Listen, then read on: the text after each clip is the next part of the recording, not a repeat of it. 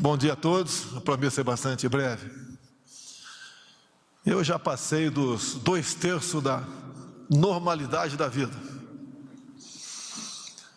Espero muito ainda.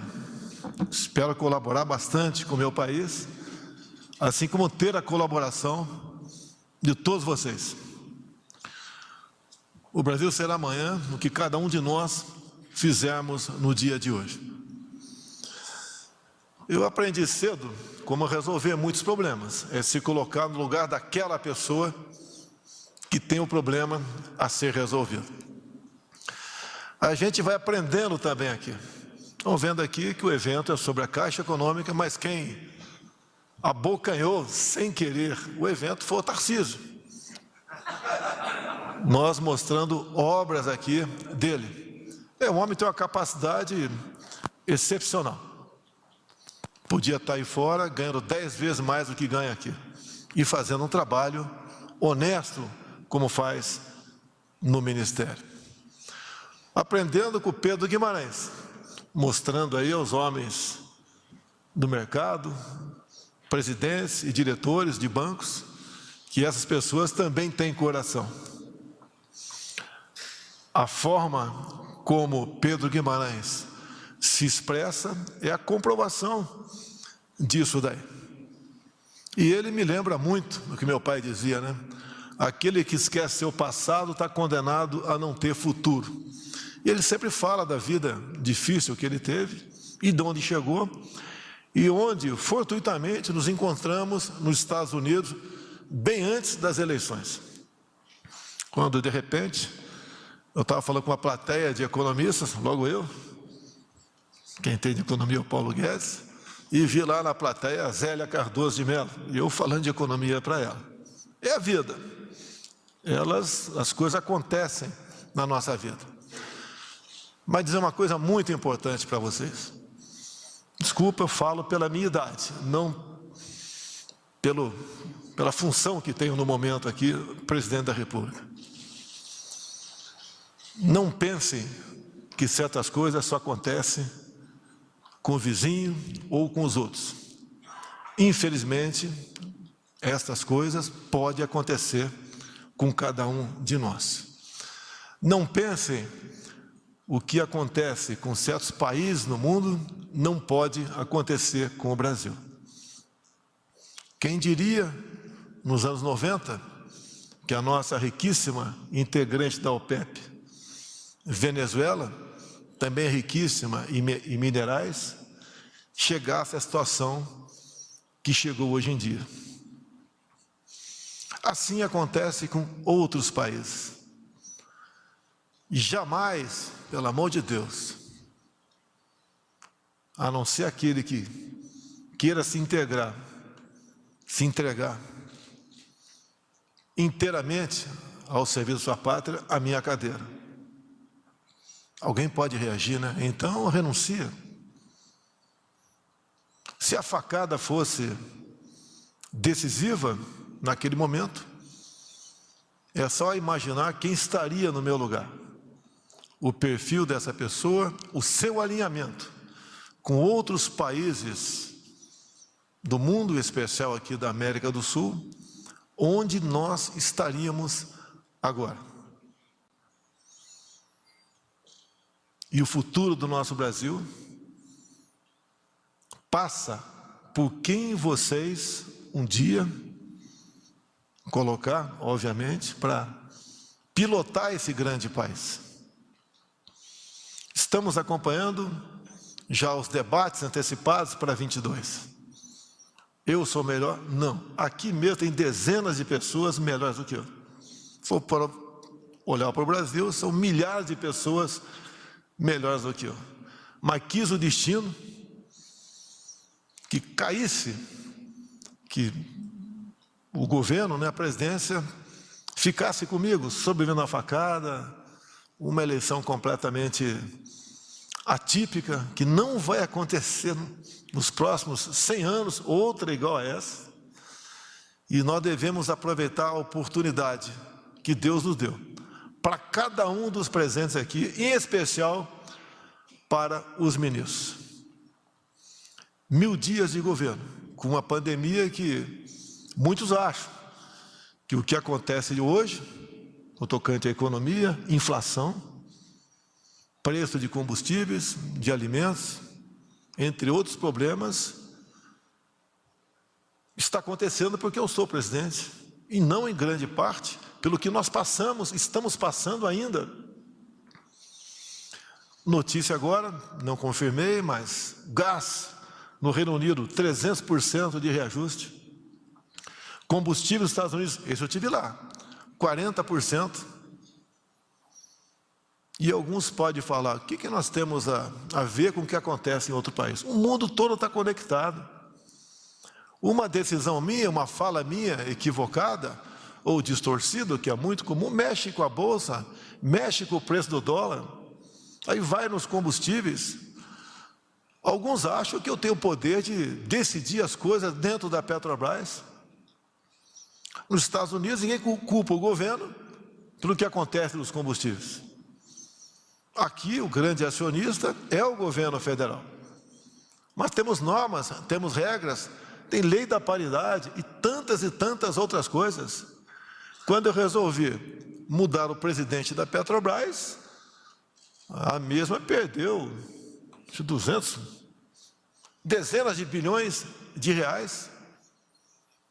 E me acusar de interferir é um direito meu. Como a revista Veja perguntou para mim se eu trocaria o Paulo Guedes. Trocar o Paulo Guedes, se for para trocar, tem que trocar com alguém com uma política diferente da dele. Senão é trocar 6 por meia dúzia. Como o FMI está vendo a economia no Brasil? Como ele mesmo disse, como nós nos comportamos durante a pandemia, se não tivesse alguém da garra dele, será que teríamos caído apenas, que é bastante, 4%, enquanto outros países caíram em média 9%? Como é que seria a recuperação do Brasil? Quando se fala do coração do Pedro da Caixa, em grande parte, o auxílio emergencial passou pelo coração do Paulo Guedes. Qual economista queria estar no lugar dele com aquela pandemia, tendo que fazer coisas completamente diferentes daquilo que ele se preparou ao longo de toda a sua vida, que nunca esteve na política, que resolveu acreditar num matuto como eu, no primeiro encontro nosso, aproximadamente 10 meses antes das eleições. Eu confesso, quando fui para o encontro com o Paulo Guedes, logicamente estudei um pouco da vida profissional dele, eu falei, o que ele viu em mim? Ele deve talvez ter pensado a mesma coisa.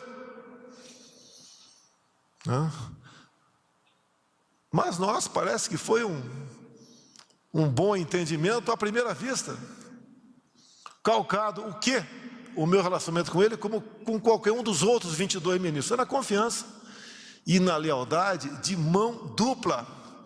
Não pode ser só do ministro para mim, tem que ser de mim para o ministro também. Ninguém trabalha sob pressão.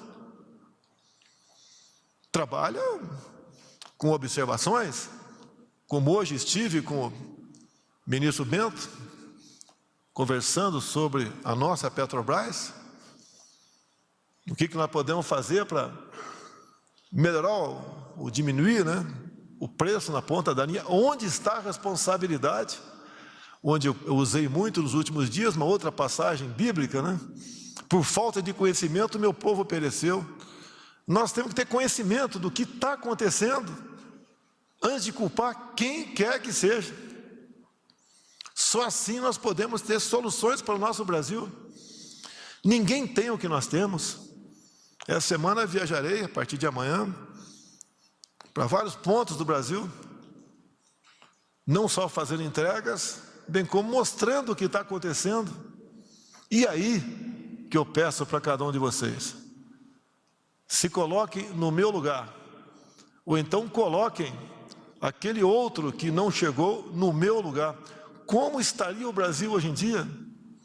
Quando se fala em 1000 dias sem corrupção, eliminou-se a corrupção? Obviamente que não. Pode acontecer problemas em alguns ministérios? Pode, mas não será da vontade nossa. Nós vamos buscar maneira de, obviamente, apurar o caso, e tomar as providências cabíveis com outros poderes sobre aquele possível ato irregular. Mas diminuiu muito a corrupção no Brasil, muito. Hoje tem um ministério que está cada vez mais casando com o próprio legislativo. As pressões do passado, que eu fiquei 28 anos dentro da Câmara, eram enormes aqui, em governos anteriores. Hoje existe, mas bem menores. Estamos sobrevivendo, estamos vencendo. Se eu errar, pessoal, vocês pagam a conta. Cada vez mais nos preocupamos, hoje em dia, com liberdade. Assistimos a semana passada algo estarrecedor. Numa grande rede de televisão, num quadro conhecido como Liberdade de Opinião, um famoso jornalista foi demitido por sua opinião. Não tem coisa mais absurda do que isso. Para onde estamos caminhando? Nos Estados Unidos, na iminência de retornar para cá, chegou para mim, em primeiro lugar, o nome do Queiroga, né, que estava ali infectado. Eu fui no quarto do Queiroga. Estava arrumadinho, cheiroso, bonitinho, feliz. E daí, Queiroga, tudo bem contigo? Tomou a vacina? Tomei. Eu costumo brincar com ele, né? Dormiu de máscara? Né? Ele sorriu. Todo mundo sabe que raramente ele tira a máscara. Falei, você está infectado. Infelizmente não vai poder viajar conosco.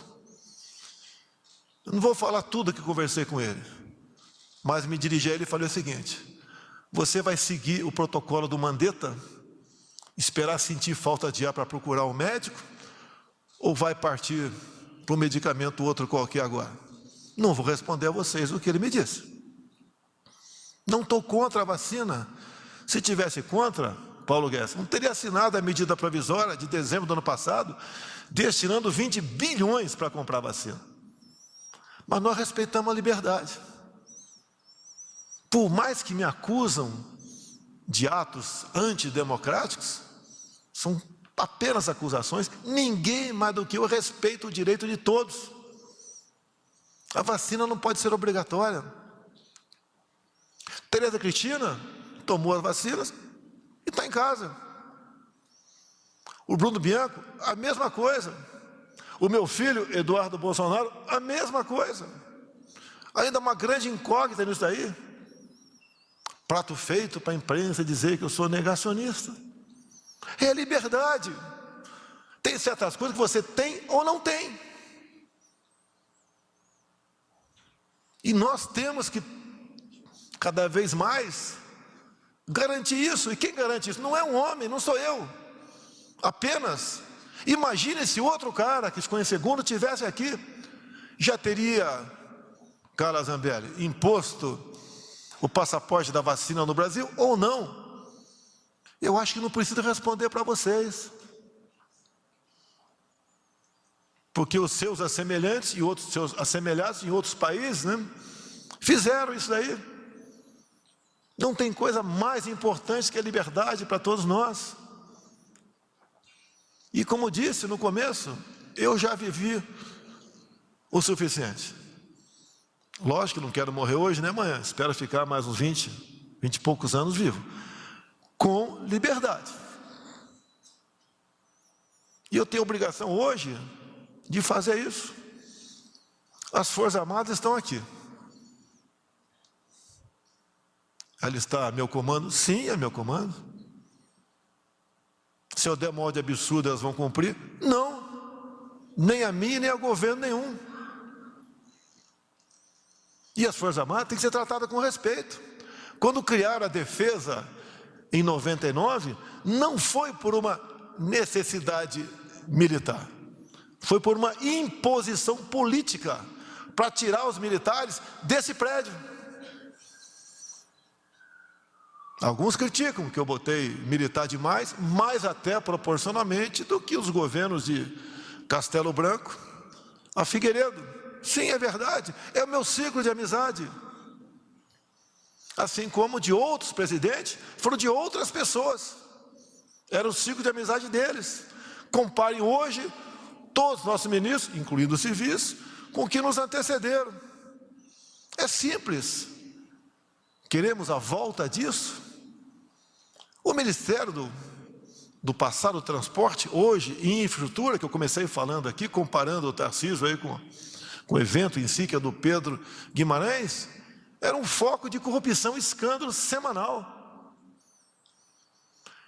É difícil a gente trabalhar certo? É, porque as pressões são enormes contra você.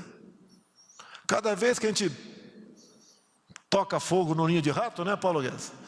O pessoal se volta contra a gente. Agora, que cada vez mais se está se entendendo no Brasil, é que todos nós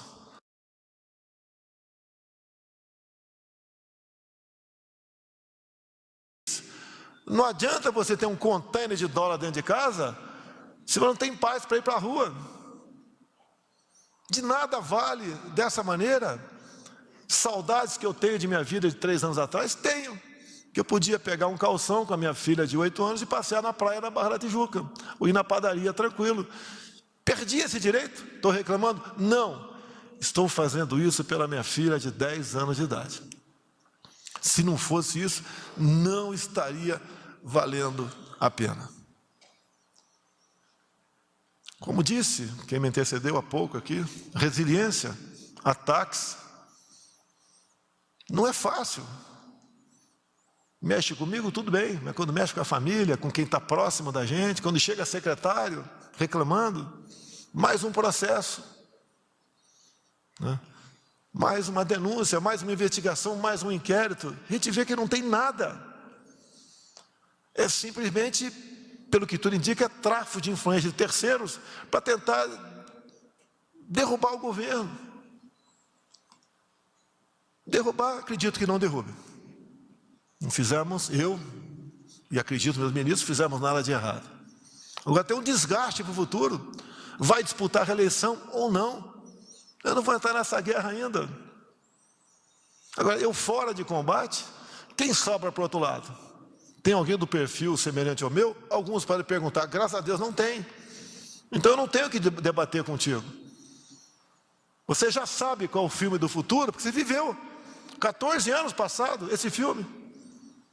E pode ter certeza, não serão apenas mais 14 anos, serão no mínimo 50. É isso que nós queremos para a nossa pátria? Com todo respeito a todos aqui, existe algum problema em alguém ter acesso à minha pessoa, a conversar? Existe da minha parte o rotundo não para coisas que podem ser boas para o país? É muito, mas muito mais fácil eu estar do outro lado. Em grande parte, quase todos aqui estão voluntariamente aqui. Os meus ministros estão voluntariamente, foram convidados. Mas nós temos um percurso. Temos muitos obstáculos. São intransponíveis? Não. Mas depende do entendimento de cada um. Alguém acha que eu não queria a gasolina a R$4 ou menos? O dólar 4,50 ou menos? Não é maldade da nossa parte, é uma realidade. E tem um ditado que diz: nada não está tão ruim que não possa piorar. Nós não queremos isso, porque temos o coração aberto. E tem uma passagem bíblica, um resumo de uma passagem bíblica também, que diz: nada temeis, nem mesmo a morte, a não ser a morte eterna. Né, Damares? Essa a gente não sabe. De onde viemos, para onde iremos. Longe de eu querer ser pastor ou padre aqui, apesar do meu nome Messias. Mas é uma coisa que todos nós saberemos que um dia iremos embora. O bilionário não levará nada, e aquele que só tem a roupa do corpo também não levará essa roupa. Peço a Deus que abençoe o nosso país e amoleça o coração de cada um de nós para o bem da nossa pátria. Muito obrigado.